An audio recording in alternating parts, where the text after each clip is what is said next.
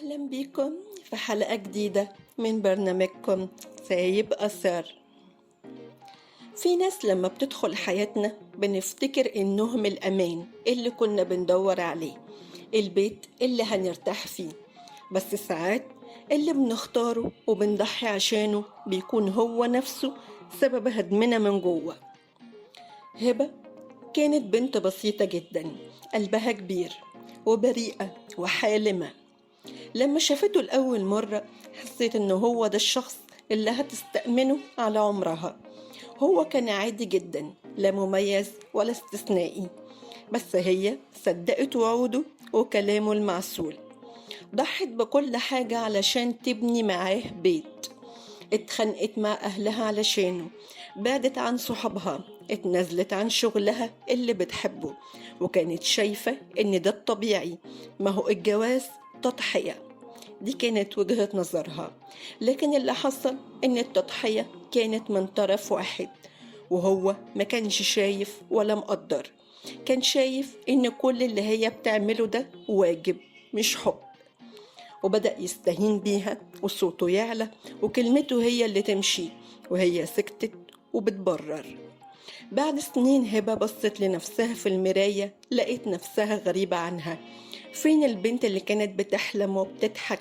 فين طموحها اللي دفنته؟ اكتشفت إنها مش بس اتجوزته، هي كمان هدمت نفسها علشانه. المشكلة هنا إن كتير مننا بيربط قيمته بنفسه من خلال الآخر. يعني لو هو راضي أنا كويسة، لو هو زعلان يبقى أنا غلطانة. ومع الوقت بنفقد إحساسنا بنفسنا وبنصدق إننا مش كفاية. الحب الحقيقي مش إنك تهد نفسك علشان التاني يفضل واقف. الحب مشاركة مش استنزاف. لو لقيت نفسك بتتلاشى كل يوم في علاقة، اعرف إن العلاقة دي مش حب، دي سجن. الحب ما بيهدمش، الحب بيبني. وانتي مش محتاجة تكسري نفسك علشان تكملي غيرك.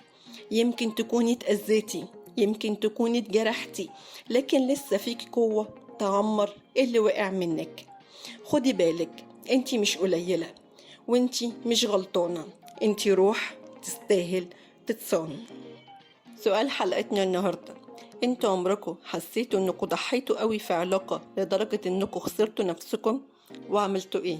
شاركوني في التعليقات او بعتولي رسائل، علشان لما بنحكي بنعرف اننا مش لوحدنا. كنت معاكم انا بسمة في سايب اثر، البرنامج اللي بنحاول فيه نفهم نفسنا ونلاقي اللي سايب جوانا اثر. استنوني كل يوم سبت واثنين واربع الساعة 6 مساء على اليوتيوب، وخليكوا فاكرين سايب أثر قريب لقلبك. أشوفكم الحلقة الجاية.